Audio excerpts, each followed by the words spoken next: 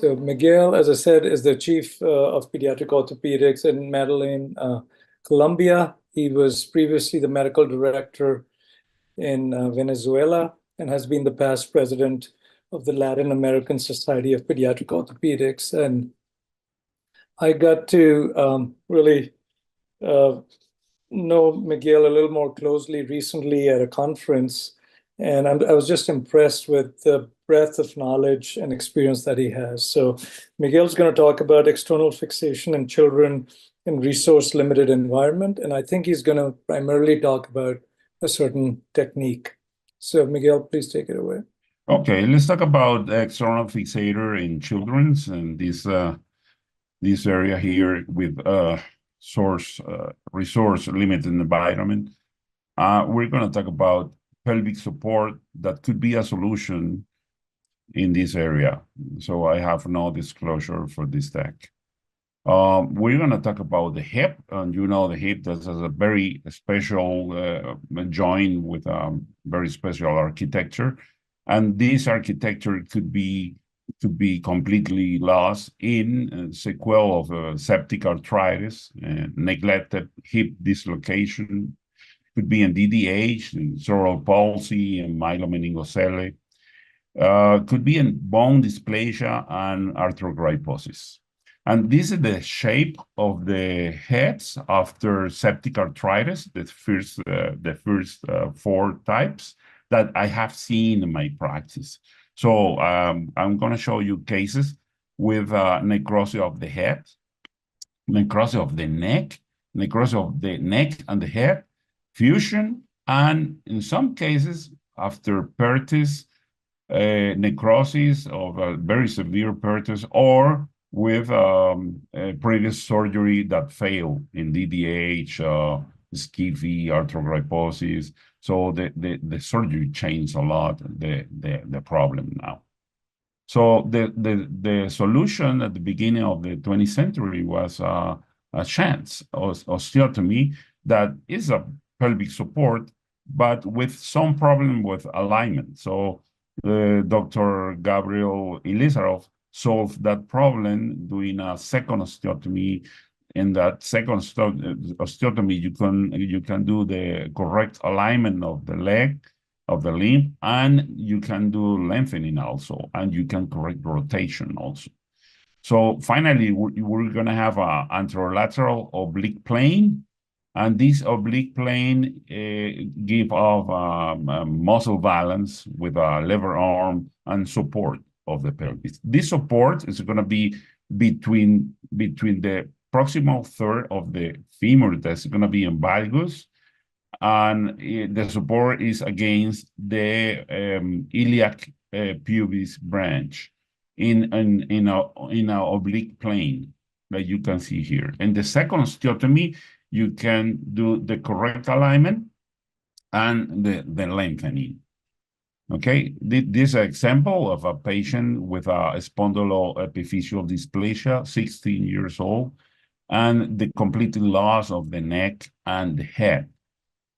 So we did a pelvic support with a monolateral, and we extended to the knee because that knee was unstable.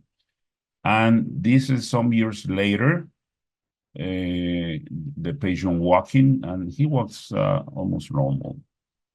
Okay, there's another example of 6 years old with a patient with a septic arthritis, neonatal septic arthritis. And the patient lost the head and the neck, and we did at that age, and the last year, we did a pelvic support, we did lengthening, and to short the time of consolidation, once we get the length of we desire, we change the external fixator for a plate, and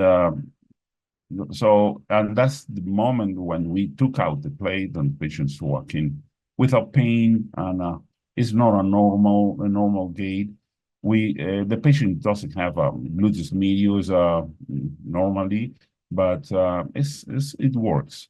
And that's another patient with a septic arthritis, but that septic arthritis was at 12 years old. and he lost the neck and the head. He lost the head also because got a necrosis of the head. So had a failure of the surgery, and we took out that plate, and we put external fixator, and we closed the visor on the other side, and now he has a shortening of 3 centimeters, but it's working nicely, and we're gonna have to do another lengthening later.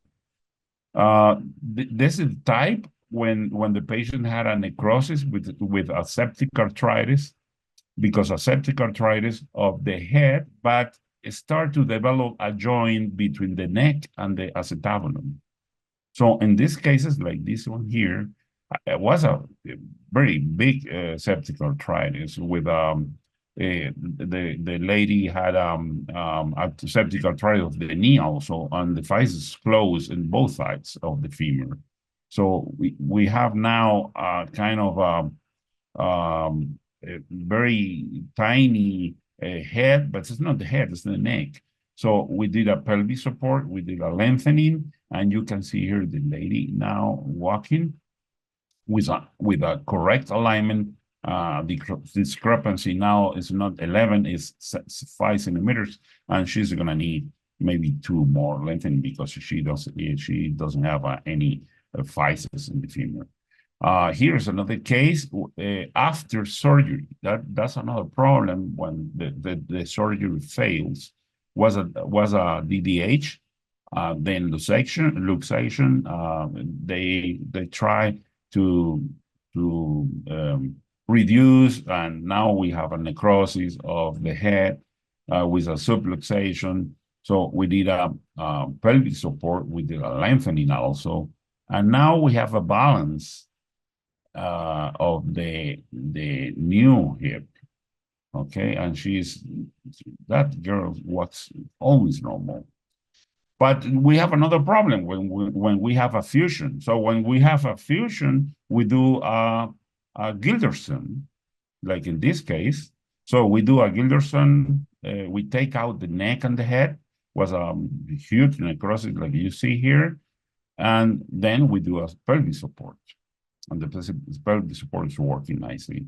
That's another case of luxation after DDH, failure of a lot of surgeries, and now after pelvic support and lengthening, you can see the case. But that's we don't do pelvic support normally in cerebral palsy, but this patient had a failure of several surgeries because he's a hemiplegic.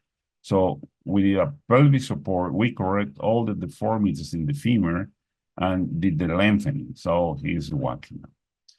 And finally, I'm going to tell you this case. I was in the medical record of my hospital looking for the shunt osteotomy that my professor did some years ago. And I found this patient that my professor did shunt osteotomy at the age of 8 years old because of luxation of the hip.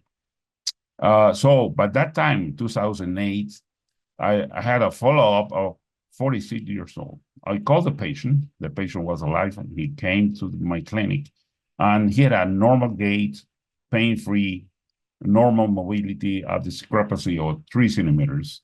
And here's the patient walking normally. And now he's walking at 70 years old after 62 years after surgery, because the surgery was done in 1962. Normal gait, pain-free, functional mobility, a discrepancy of 3 centimeters.